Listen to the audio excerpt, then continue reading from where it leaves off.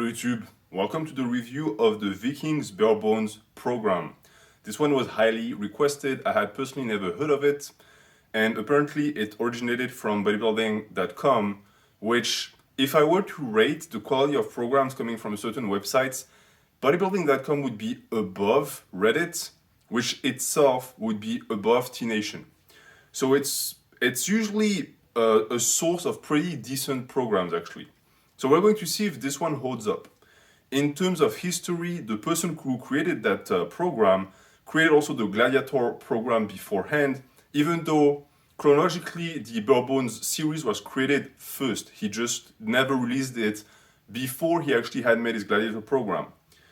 And for the joke, apparently the guy is from Denmark, which explains his obsession with Vikings and gladiators and warrior figures of sorts. It's a pretty cool name for a program, and giving a cool name to your program is a good thing because it attracts the eye of unsuspecting novices. So, in terms of novices actually, this is apparently something that can be ran by people who are complete noobs besides the full body, because as you will see, this template has 3 different versions. There is a full body one, there's an upper lower one, and there's a 5-day upper lower pull push leg split. So that means that apparently there is some level of translation in between the programs. They are connected because they're part of the same series. So we're going to see what that means. When I compare this program to the Gladiator one, and if I refer back to the words of the original poster as well, he says that this one is a little bit tougher because there's more auto-regulation and it's less idiot-proof per se. I like that. It's personally my philosophy when programming for novices. I want to give them just enough room so that they can experiment and make their first mistakes, because at the end of the day, it's not the end of the wood, right? And when the program is telling you exactly what you need to do, of course, there's less room for mistakes, but there's also less room for creativity and an ability of yourself to develop your mental capacity so that you can program in the future, which is going to be key. So, just to precise, the rep goal progression is a set rep goal, and the rep goal is 32 in the example he uses. In this case, I'm not going to expand on that because it would lengthen the video by 20 minutes. I have reviewed the rep goal system in the programming playlist, so you can go check it out. But I actually like it. I like it much more than static rep ranges because it adds flexibility to the program, and it's something that really helps with progression. So let's start with the full body routine. He says that you run it with the standard rest day between the training days, taking 2 days off after each round, and it's a 3 days full body, which tends to be primal for full body. I like 3 to 4 days. I like 3 days and a full-on arm day also, as I explained in the template for the full body. So, in his mind, this is going to be you do day 1, rest, day 2, rest, day 3, 2 days of rest, and then day 1 again, which is quite great. It's a good frequency. Let's see how he programs it. Day 1 is back squat for 4 sets, and you have to hit 32 reps. Then bench press for 3 sets, and you have to hit 25 reps. Then barbell rows for 3 sets, you have to hit 25 reps. Seated leg curls, 3 sets for 30 reps.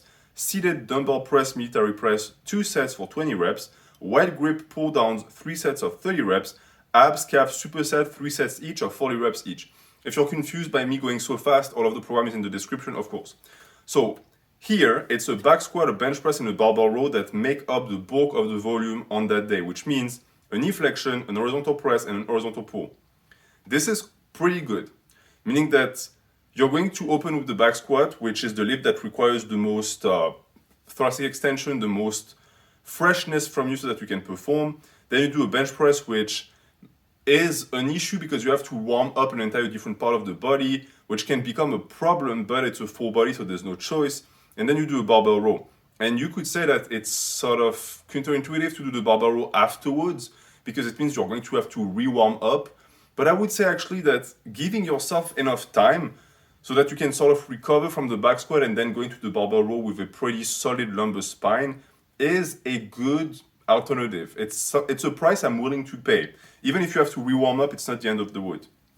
So that's 3 exercises that are going to already get you pretty tired. And because it's a rep goal system, you end up doing more reps than you would have with a static rep range for the most part, because a 5x5 is 25 total tonnage. Here, your 25 is the least amount you do. 32 for the squat is going to require a lot of stamina and a strong ability to maintain form, which a lot of novices don't have. And my issue, and I explained that in the rep goal system video, is the issue with the rep goal is that you have to hit the rep goal, which means that there is some wiggle room as you progress towards the rep goal, but I've always found that it doesn't really strike you nice balance, because as you come close to the rep goal, the reps can become a little bit too easy. This is why I prefer evolving rep ranges, because they give a clearer indication of the brackets that exist in between the set and within the set. But in terms of volume, that's a lot of volume, that's a lot of good volume. And the barbell rows, because it's 3 sets of 25 reps, it means that you're going to do at least a bare minimum of 7-8 reps per set. So it's high enough that you're not going to ego lift, and it's going to be safe. Then let's look at what I would call the accessory that comes afterwards. Seated leg curls. That's a good one. It's going to help with hamstring development. That doesn't really get super targeted here, because even though the back squat and the barbell rows will develop it, this is more focused. Then seated dumbbell press for the vertical press, that's great. And it's only 2 sets, so it's not too taxing. Then wide grip pull downs for more upper back. And abs calf superset, so at least he doesn't neglect his body parts. That's a solid first day. I actually like this first day. I would say, of course, with my bias, that the seated leg curls and the seated dumbbell press could be supersetted, and you could superset the wide grip pull downs and the ab calf superset, so that you end with a giant set. In terms of the absence of strength work, technically there is strength work because you open with back squat. It still is a day where you're going to have to do at least 2 standard compound movements, but since they're not both lower or both upper, it's fine. Let's look at day 2.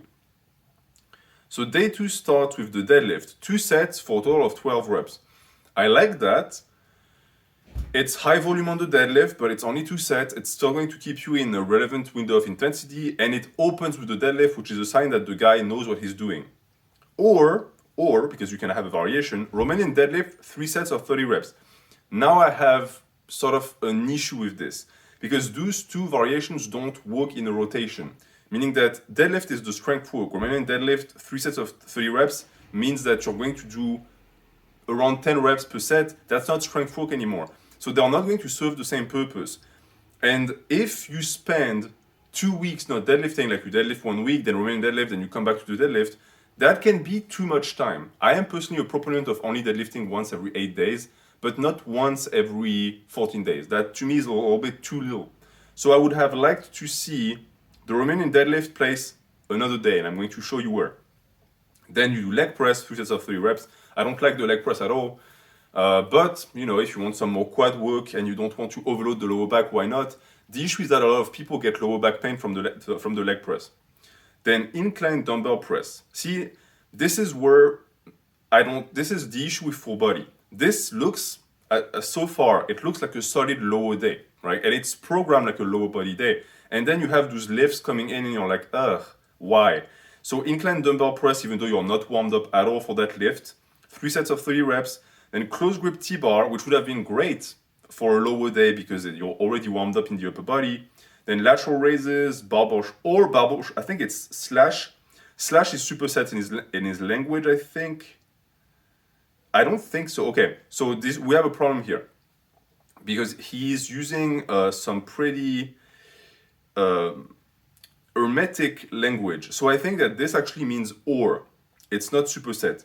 So on the first day, it was seated dumbbell press or military press, in which case I would always prioritize the military press and use the seated press as an accessory. Here, he says lateral raises or barbell shrugs. I don't understand why you would rotate these. There are movements for small body parts. You can have them on the same day. It's not going to be overtaxing at all. And if there's a rotation, it needs to be explained. It needs to have an echo somewhere else in the program, and I don't see it. Then straight arm pull downs or face pulls, same. Those are not the same lifts. So I think that these are actually supersets. It's just that he sometimes uses the slash, sometimes not. If they're supersets, they are great supersets because lateral raises, then barbell shrugs can help some people. I would maybe reverse these two so that you can pre-fatigue the traps and then use more lateral delts on the raises. Straight arm pull downs and face pulls, it's a great combo, no problem here. Barbell curls, core crushers, amazing combo as well, amazing supersets. So again, I like the mix of the compound movements and the isolation. That's a good program, it's a good understanding of what you need to grow. With the selection, however, of the movements, I have, as I said, an issue with the press, but that's because I don't like full body. See, the issue with this program is that it's sort of like slapping the press in there, like, okay, there you go for the upper body, but if you look, the front of the upper body gets very little work. And you could say it's because it's already done on day one, and I would agree with you.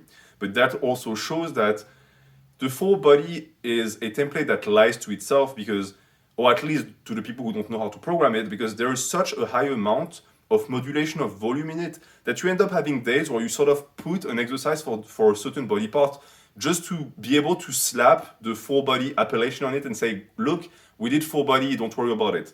But it's not really the case. It's more of an upper-lower modulation. And yet, day 2 is also a great day, besides the issue with the deadlift. So again, nothing to say here. I would even maybe say that if you start with deadlift, then leg press, having all of these exercises afterwards can be tiring. I know some people who don't have the stamina for that, especially novices. But he did mention the fact that the full body template was maybe more for intermediates, and that would make a lot of sense. That being said, on this day, I would take the Romanian deadlift, put it on day 3, and another exercise that I'm going to share with you later. Day 1 doesn't need to be touched, it's great. Let's look at day 3. A back squat, 4 sets, 32 reps. So strong focus on the back squat with no modulation of volume, no modification of the sets, not a fan of that. I would prefer to see a variation of the back squat on this day, because it can lead to overuse injuries to do so much volume on back squat twice a week. If it works for you, great, but if you have issues, you could change it. Then bench press, same logic here, why not do a variation of the bench press on that day? Then barbell row. So basically, day 3 is a copy pasta of day 1. Could have been better. I think that you could replace some of these lifts, you could create variations, just also to spice things up a little bit more. Then lying leg curls, seated dumbbell press or military press, close grip pull down. So it's basically day 1 all over again. And I understand why he does that. He wants the novice or the trainee to bench and squat twice a week.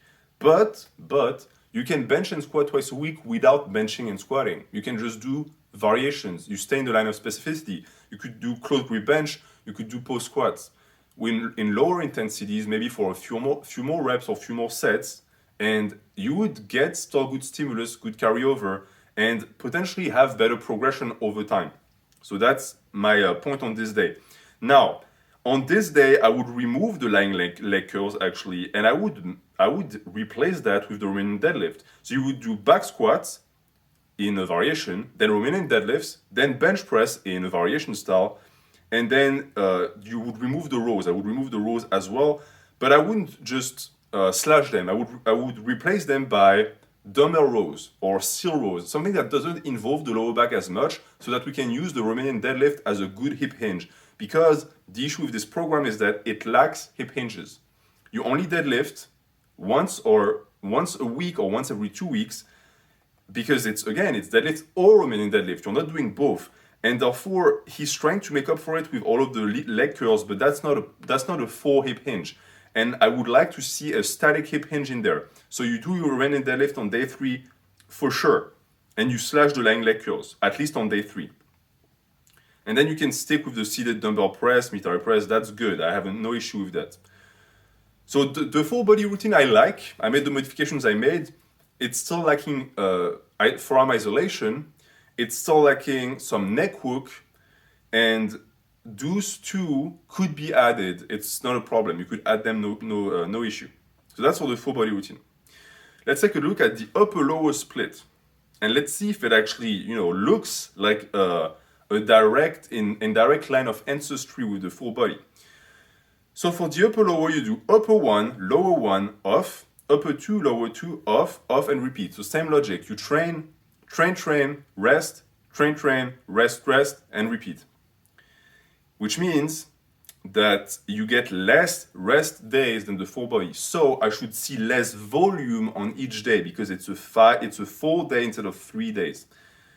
Because as you saw, the days on the full body are pretty packed, and that can be an issue because once you run out of juice, I don't care if the program is still going on that day, you're not still going. So you're just going to waste your time. So upper day 1, bench press, barbell rows, military press, wide grip pull downs, incline dumbbell press, one arm cable, straight arm pull downs. So yes, he's using the exact same exercises, and that's a good thing because it means that the programs are in line. So upper day 1, for an upper day, horizontal press, horizontal row, vertical press. That's your winning combo. That's the lottery right there. That's what you need. That's what you want on an upper day. And he does it. So amazing. You could even superset the bench press and barbell rows if you wanted. Then wide grip pull downs or pull-ups. Perfect. Vertical pulls. Then incline dumbbell press. This is overkill, in my opinion. I don't think you need that. You've already done 2 presses. I don't think you need that. So maybe we'll put that on another day. Then one arm cable or dumbbell rows, same thing. Maybe dumbbell rows, why not? But you've already done barbell rows. Why do you need to slap that on top? Then straight arm pull downs. So again, another pull and face pulls. I would honestly slash the wide grip pull, the incline dumbbell press and the one arm cable rows. You do your wide grip, you do your pull-ups, and then you do your face pulls. That should be enough.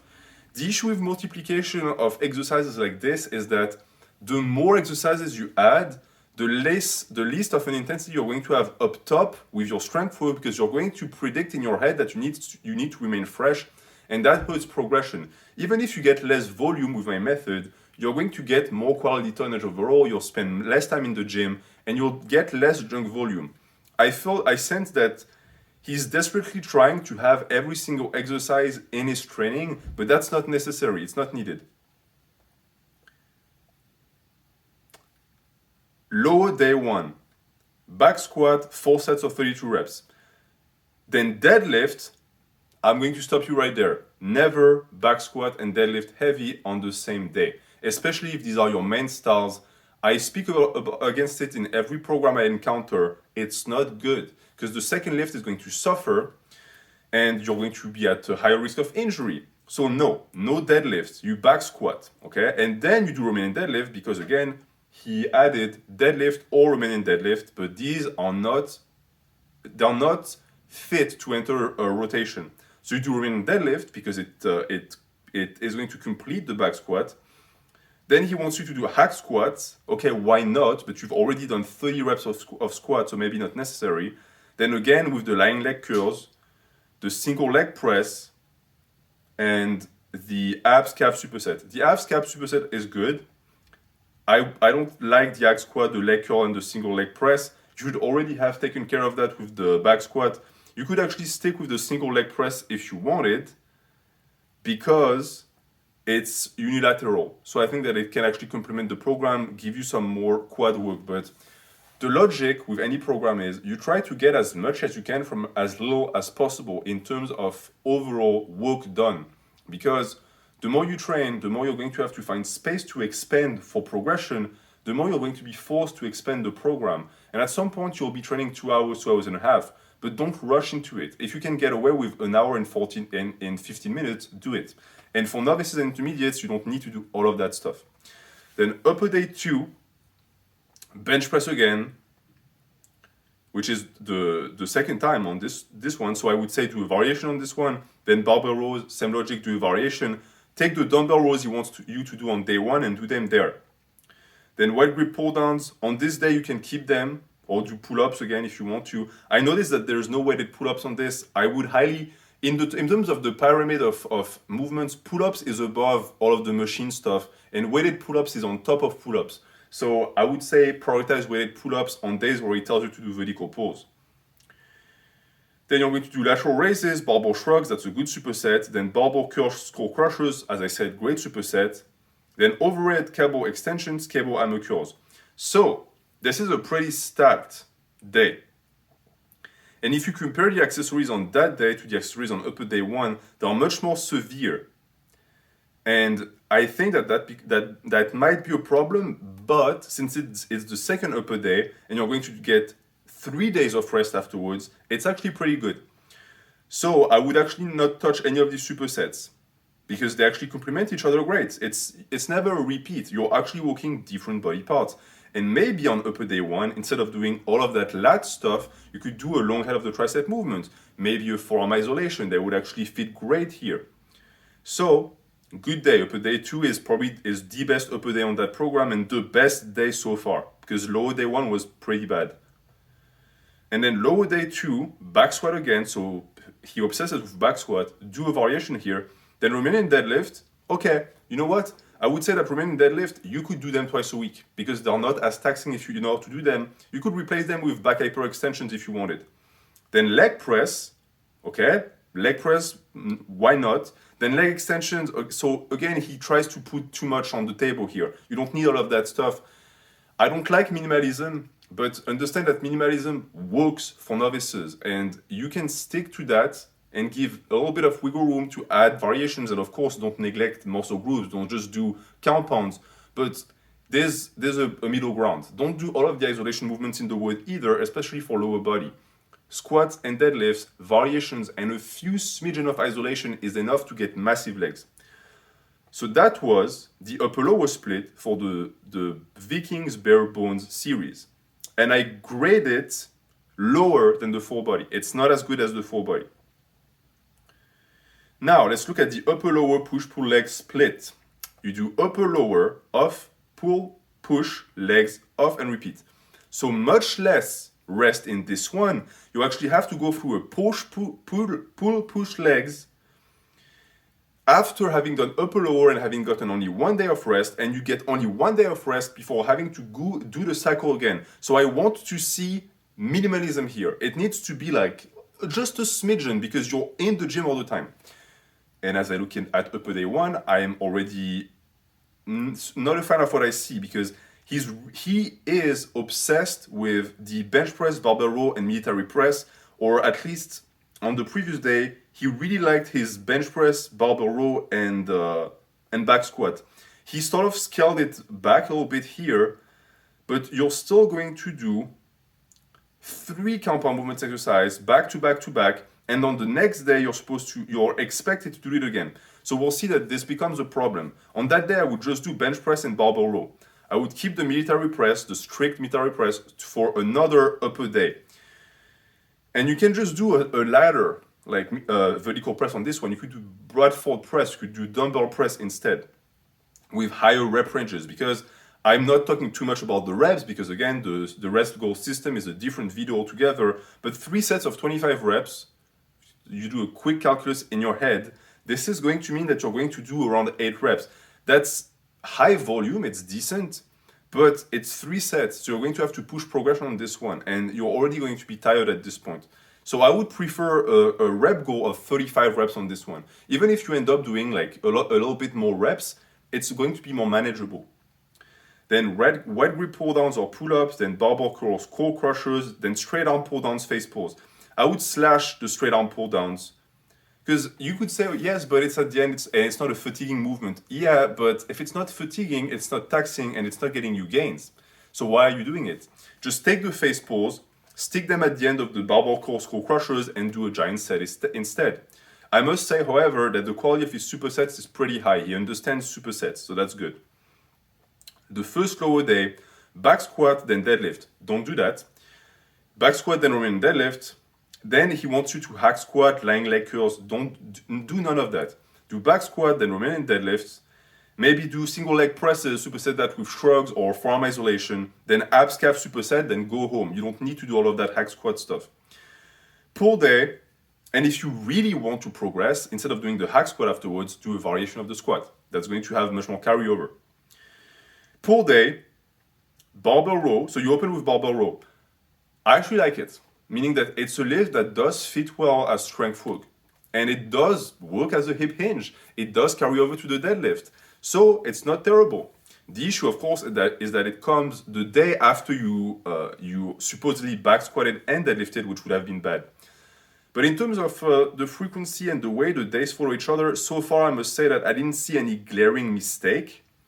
Besides maybe the full body, you know, because day 1 has you back squat and barbell row, and day 2 has you deadlift and Romanian deadlift, but it's okay. If he had you back squat and deadlift, it would have been a problem. But it's not the end of the world here. So for the pull day, I'm going back to the upper lower push-pull leg splits. Barbell row first, then wide grip pull-downs or pull-ups, so 2 types of pulls.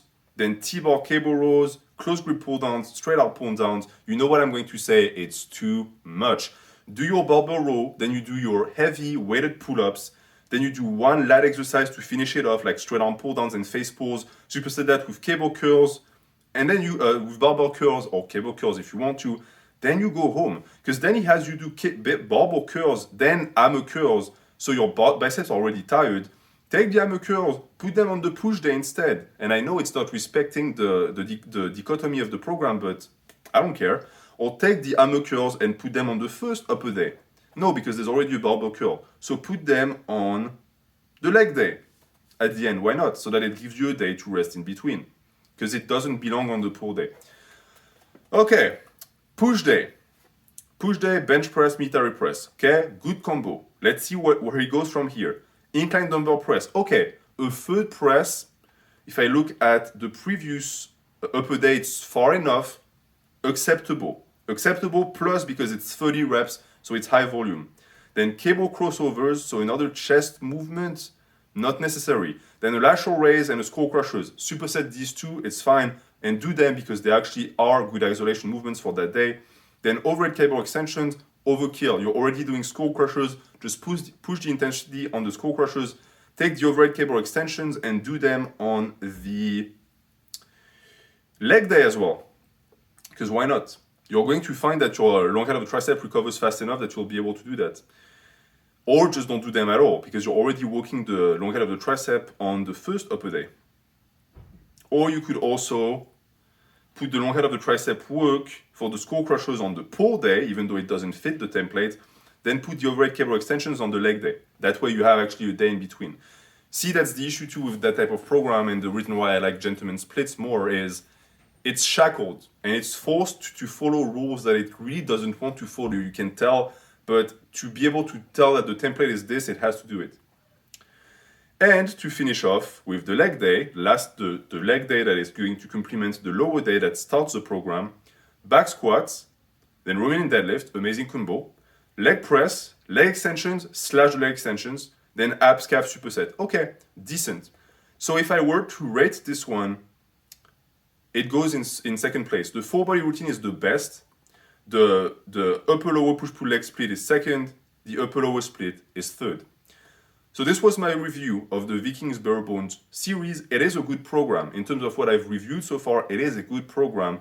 But the creator has a tendency to make you do too much. There's an issue with certain variations and rotations. There's an issue with an overabundance of isolation movements and an anti-minimalistic mindset that can backfire on you, because when you're a novice or intermediate, you don't need to do so much. And I'm going to leave you with that. Thank you for watching. Have a good day.